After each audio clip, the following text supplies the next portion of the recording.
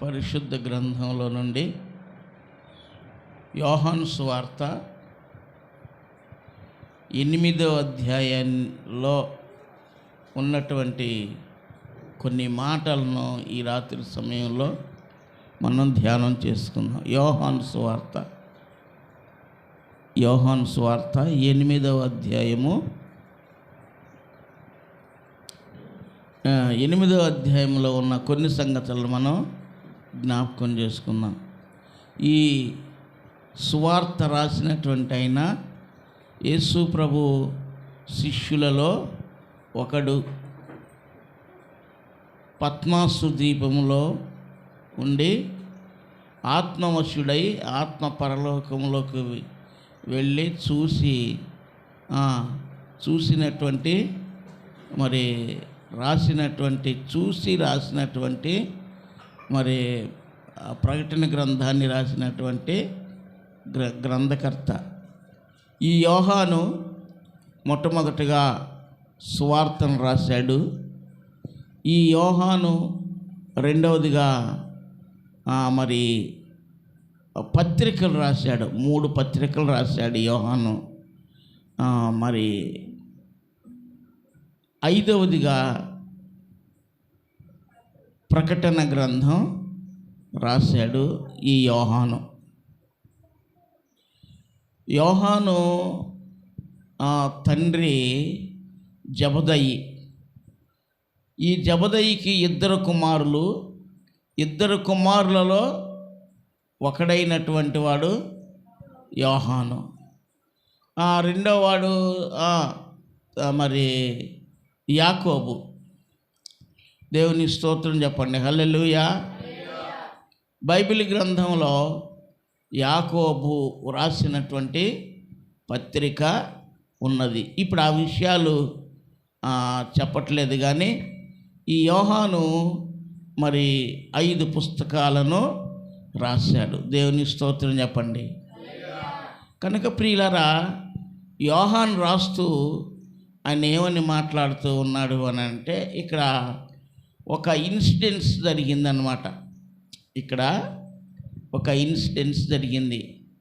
ఏం జరిగింది అని దేవుని యొక్క వాక్యంలో మనం జ్ఞాపకం చేసుకున్నట్లయితే అక్కడ స్పష్టంగా వ్రాయబడి ఉంటుంది. మరి యోహాను మరి సువార్తను రాస్తూ ఇక్కడ చెప్పిన సంగతులను కొన్ని మనం జ్ఞాపకం చేసుకుందాం. చదువుదాం, చూడండి ప్రారంభం నుండి. యేసు ఒలీవల కొండకు వెళ్ళెను. తెల్లవారగానే యేసు తిరిగి దేవాలయములోనికి రాగా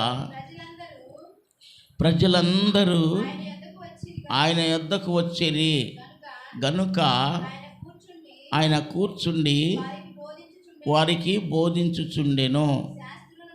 శాస్త్రులను పరిసయ్యులను వ్యభిచారమందు పట్టబడిన ఒక స్త్రీని తోడుకొని వచ్చి ఆమెను మధ్యను నిలువబెట్టి, బోధకుడా, ఈ స్త్రీ వ్యభిచారము చేయుచుండగా పట్టబడెను. అట్టి వారిని రాళ్ళు రువ్వి చంపవలెనని ధర్మశాస్త్రములో మోషే మనకు ఆజ్ఞాపించెను కదా. అయినను నీవేమి చెప్పుచున్నావని ఆయనను అడిగిరి. ఆయన మీద నేరము మోపవలెనని ఆయనను శోధించుచు ఈలాగున అడిగిరి. చాలండి. దేవుని స్తోత్రాలు. ప్రియమైన దేవుని బిడ్డలారా, దేవుని యొక్క వాక్యంలో ఇక్కడ యోహాను మాట్లాడుతూ కొన్ని సంగతులను జరిగిన వాటిని ఇక్కడ మరి జ్ఞాపకార్థంగా రాశాడు. ఇది మనకందరికీ తెలిసిన విషయమే. కానీ దీనిలో కొన్ని విషయాలను మనం నేర్చుకోవాలి. ఇప్పుడు యేసు ప్రభువును శోధించింది ఎవరో? శాస్త్రులు, పరిసయ్యులు.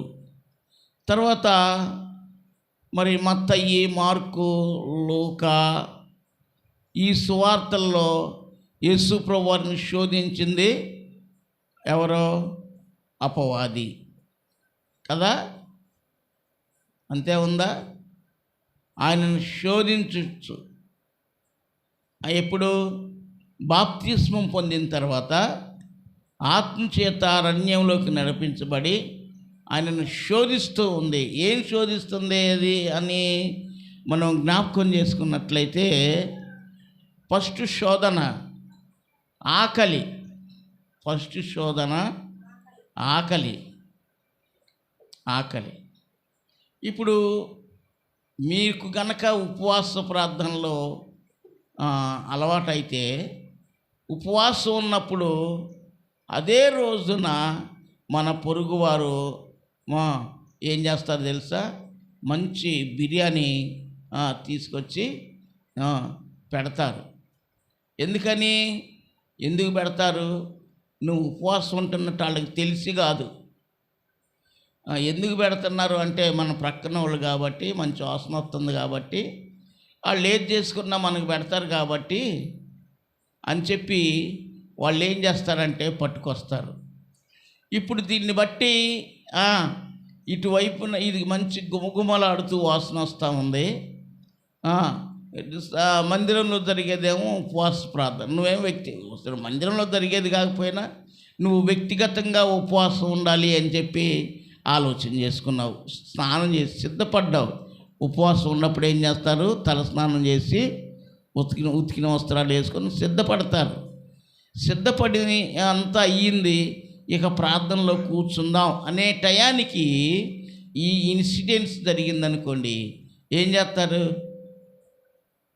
యథార్థంగా చెప్పాలి,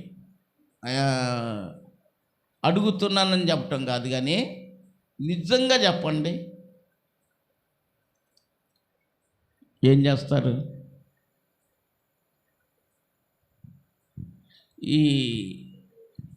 నీ తీర్మానాన్ని కొనసాగిస్తారా, లేకపోతే ఎదుటి కనపడుతున్న దాన్ని తింటారా?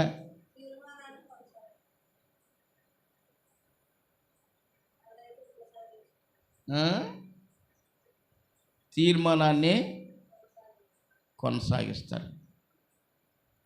ఇప్పుడు కొందరైతే ఏం చేస్తారంటే, ఉపవాసం మరొకసారి చేసుకోవచ్చులే, చేతికి అందొచ్చింది కాబట్టి తినేద్దామని తింటారు. వాళ్ళు ఉన్నారు, వీళ్ళు ఉంటారు.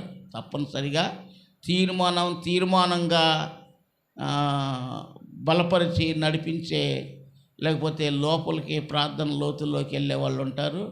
ఈ సమయాన్ని మరొక సమయానికి మార్చుకోవచ్చు అని చేసే విధంగా ఉంటారు.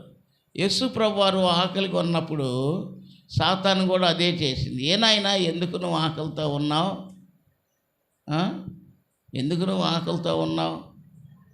నువ్వు దేవుని కుమారుడు అయితే గనక ఈ రాళ్ళు రొట్టెలగినట్లుగా చేసుకొని తినరాదా అన్న. ఇప్పుడు ఈ శోధనని యేసు ప్రభువారు జయించారా? ఏమన్నా చెప్పండి, జయించారా? యేసు ప్రభువారు ఈ శోధనను జయించారు. ఈ రీతిగా 3 సార్లు జయించింది. ఒకసారేమో దేవాలయం శిఖరానికి తీసుకెళ్ళింది. ఇక్కడ నుండి దూకితే గనక నీకు దెబ్బ తగలదో, దేవదూతలు పట్టుకుంటారా అని చెప్పింది. వాక్యాన్ని ఎత్తి చూపించే చెప్పింది. ఇందులో ఆ సొంత ప్రయోగాలు ఏమీ చేయలా, వాక్యాన్నే ప్రయోగించింది. అర్థమైందండి? వాక్యాన్నే ప్రయోగించింది. ఈ ప్రయోగించటంతో యేసుక్రీస్తు ప్రభువారు ఆ 2 శోధనల్ని జయించారు. దేవుని స్తోత్రాలు. 3వ శోధన అసలు ఇది ఎంత మరి భయంకరంగా ఉంటుందో చూడాలి. ఏదో మనం నోటి మాటలతో చెప్పుకుంటాం కానీ శోధన అని అనుకుంటాం. కానీ ఇది చాలా భయంకరమైంది. ఏంటి అని అంటే, ఒక ఎత్తైన కొండ మీదకి తీసుకెళ్ళింది, ఈ లోకాన్ని అంతటినీ చూపించింది, లోకరాజ్యాలు చూపించింది. ఇవన్నీ కూడా ఎవరయ్యే? నాయే.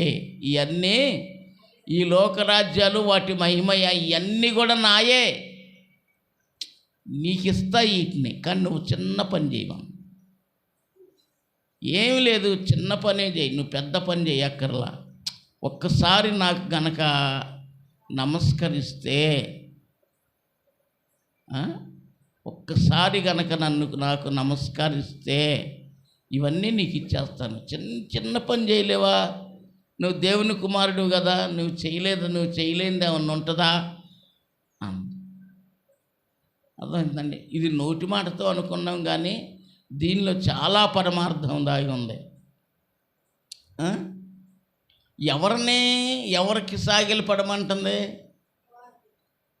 యేసుక్రీస్తు ప్రభు, దేవుడైనటువంటి యేసుక్రీస్తు ప్రభువుని అపవాది ఏమంటుంది? తనకు సాగిలపడి నమస్కారం చేయమంటుంది. ఈ లోకరాజ్యాలు ఎవరివి? దానియా? మరి అది ఎందుకు నావని చెప్తుంది?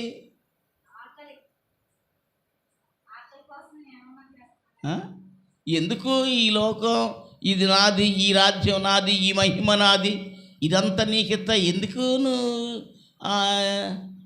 ఇలాగ మాట్లాడుతుంది అపవాది అని మనం జ్ఞాపకం చేసుకోగలిగితే,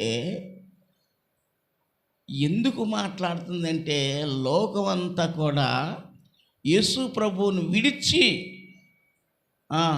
పాపం వైపు పరుగులు తీస్తూ తమిష్టానుసారమైనటువంటి జీవితాలను జీవిస్తూ ఉన్నారు. ఎందుకంటే వీళ్ళు నీ వశానా, నీ వశంలో లేరు, నా వశంలో ఉన్నారు. ఇదంతా నాది అని అంటే, సృష్టించింది ఎవరు? సృష్టించింది యేసు ప్రభువారు. ఇది పెత్తనం చేస్తుంది అన్నమాట కదా, ఇది పెత్తనం చేస్తుంది. ఇలా యేసు ప్రభు అడే, సాతానా నా నా నా వెనుకకు పొమ్ము, నీ దేవుడైన ప్రభువుకు మాత్రమే నమస్కరించాలి అని చెప్పి వాక్యంలో రాయబడి ఉంది అని చెప్పి, ఈ 3 శోధనలను కూడా యేసుక్రీస్తు ప్రభువారు జయించారు. దేవుని స్తోత్రం చెప్పండి. హల్లెలూయా. అలాగే ఇక్కడ మనుష్యులు కూడా యేసు ప్రభువును అపవాదే శోధించింది అని అంటే, చెప్పండి, మనుష్యులు కూడా యేసు ప్రభువును శోధిస్తున్నారు. మనుషులు ఎవరు వీళ్ళు అని అంటే, శాస్త్రులు, పరిసయ్యులు, సద్దూకయ్యులు అనేటువంటి తెగలవారు ఉన్నారు. ఈ తెగలవారు యేసు ప్రభువులో ఏ తప్పు పట్టుకోవాలి, యేసు ప్రభు వారిలో ఏ తప్పు పట్టుకుంటే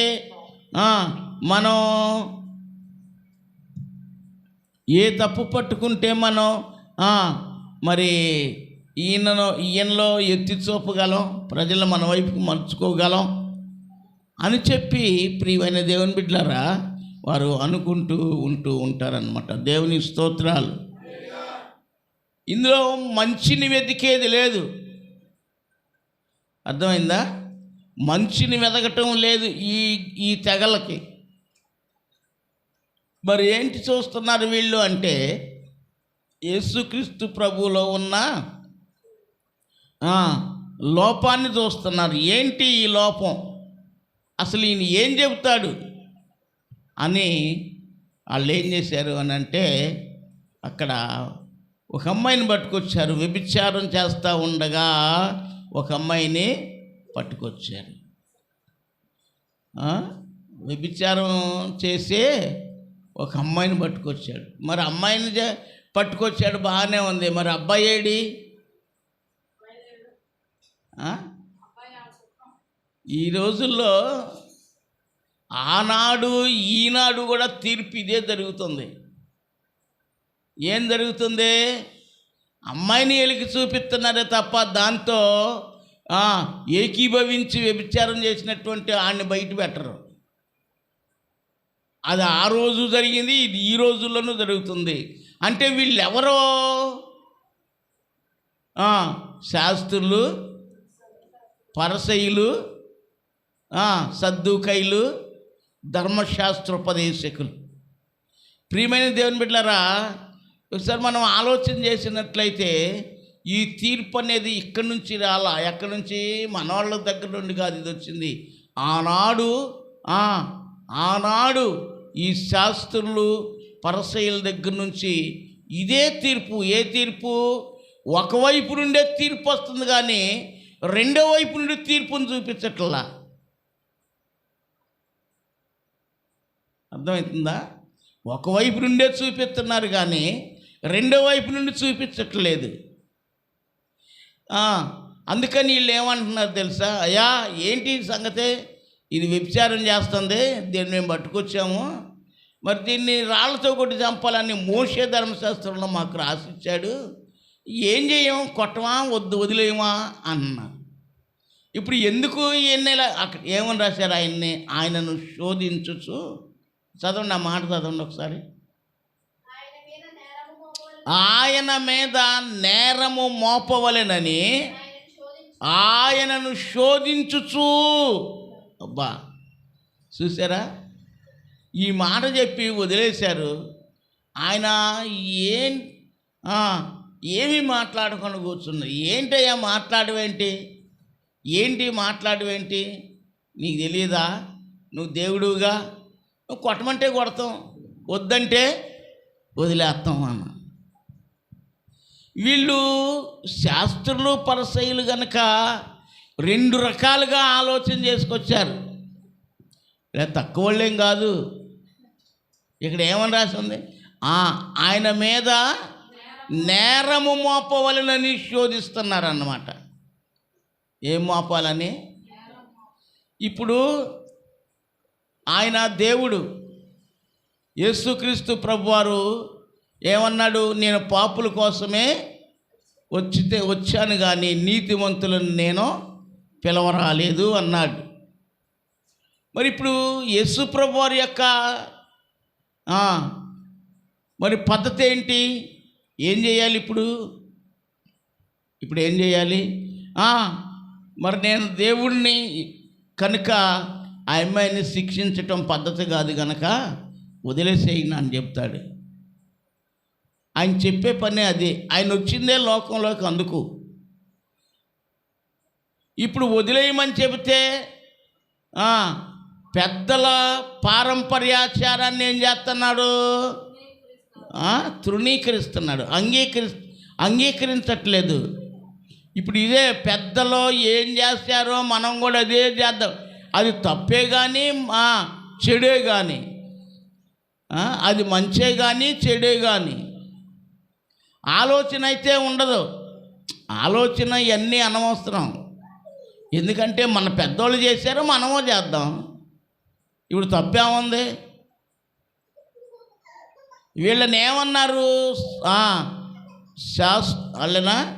శాస్త్రులు, పరిసయ్యులు అన్నారు వీళ్ళని. బైబిల్ గ్రంథంలో రాసింది, స్పష్టంగా వ్రాయబడి ఉంది. ఏంటిది? పెద్దల పారంపర్యాన్ని ఏం చేస్తావయ్యా నువ్వు అన్నాడు. యేసుప్రభు వారు ఏమన్నాడంటే, మీరు మీ పారంపర్యాచారాలను బట్టి దేవుని వాక్యాన్ని నిరర్ధకం చేస్తున్నారు అన్నాడు. దేవునికి స్తోత్రం చెబుదాం. హల్లెలూయా. మీరు మీ పెద్దల పారంపర్యాచారాన్ని బట్టి దేవుని వాక్యాన్ని నిరర్ధకం చేస్తున్నారయ్యా అని బైబిల్ గ్రంథంలో వ్రాయబడింది.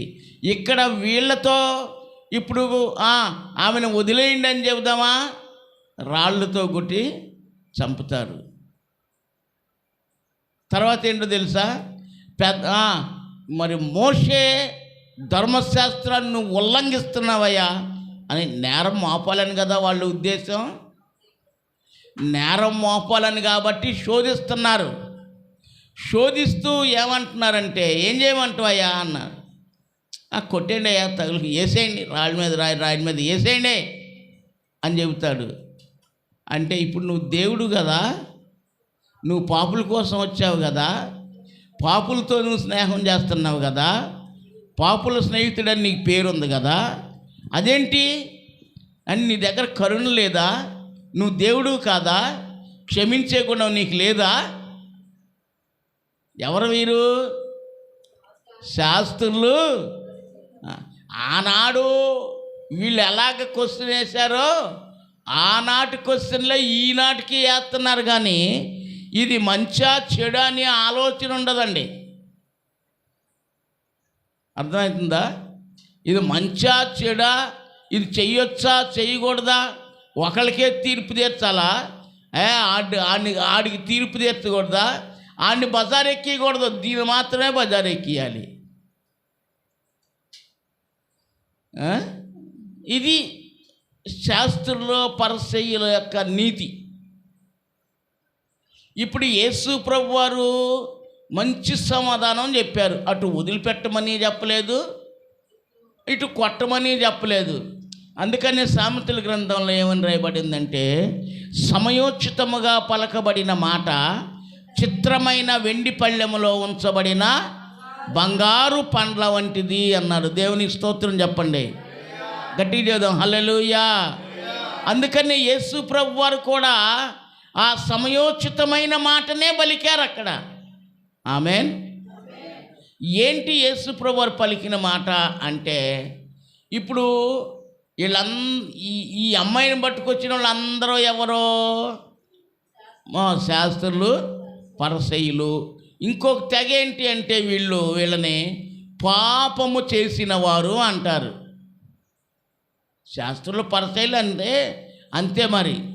శాస్త్రులు, పరిసయ్యులు, సద్దుకయ్యులు అంటే మరి వాళ్ళ యొక్క వృత్తి లేకపోతే అదేనేమో అన్నట్టుగా బ్రతుకుతూ ఉంటారు. ఇప్పుడు పాపులు ఎవరిని పట్టుకొచ్చారు?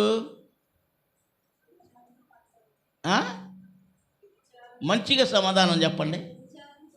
పాపులు ఎవరిని పట్టుకొచ్చారు? పాపిని పట్టుకొచ్చారు. ఎవరు పట్టుకొచ్చారు? పరిశుద్ధులు పాపిని పట్టుకొచ్చి ఈమె సంగతి చూడయ్యా అంటలా, ఈమెను పట్టుకొచ్చినటువంటి వాళ్ళే పాపులు. ఈ పాటల పుస్తకంలో ఓ పాట ఉంది, పాపము చేసిన స్త్రీని గని పాపుల కోపము మండే గదా, పాపము చేసిన స్త్రీని గని పాపుల కోపము మండే గదా. ఏంటది? అర్థమైందా?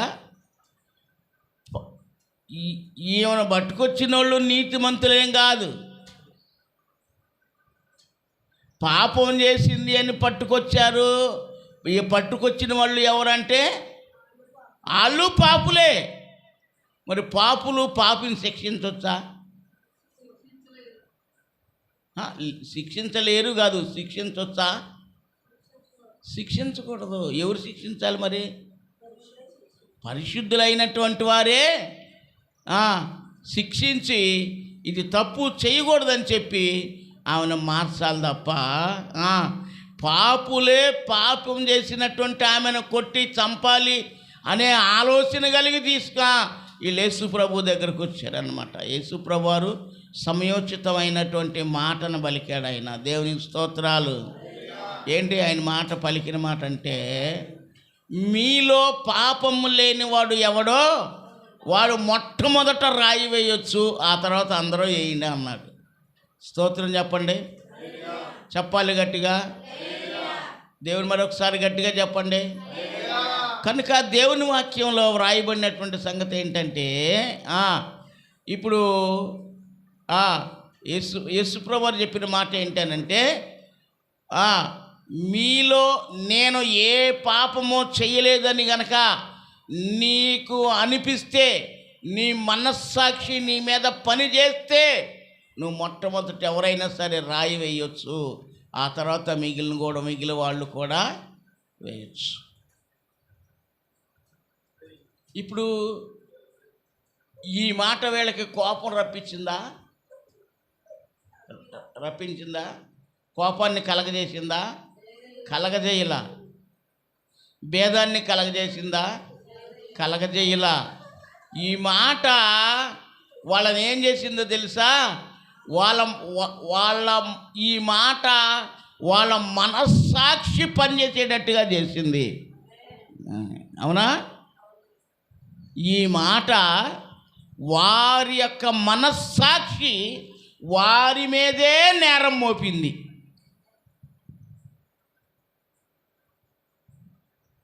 అందువల్లే ఎవ్వరు కూడా ఆ అమ్మాయి మీద రాయి వేయలేదు. ఏమండే, ఎవరున్నారు?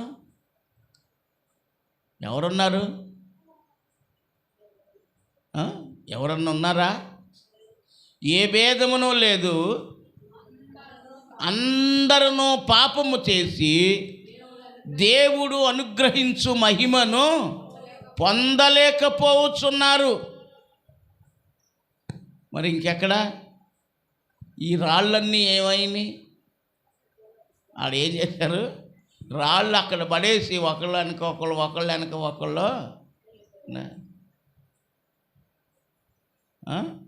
వెళ్ళిపోయారు. మన జీవితాల్లో మనం కూడా కొన్ని సమయాల్లో ఇలాంటి కఠినమైన పరిస్థితులు వస్తాయి.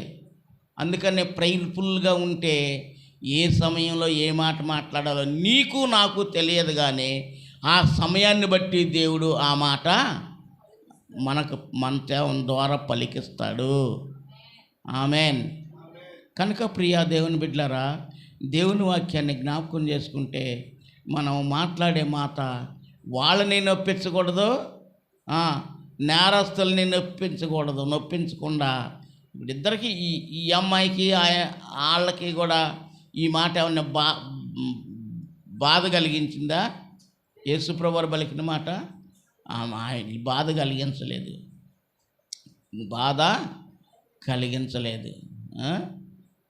బాధ కలిగించలేదు కనుక ప్రియమైన దేవుని బిడ్డలారా, వాళ్ళు ఏం చేశారు?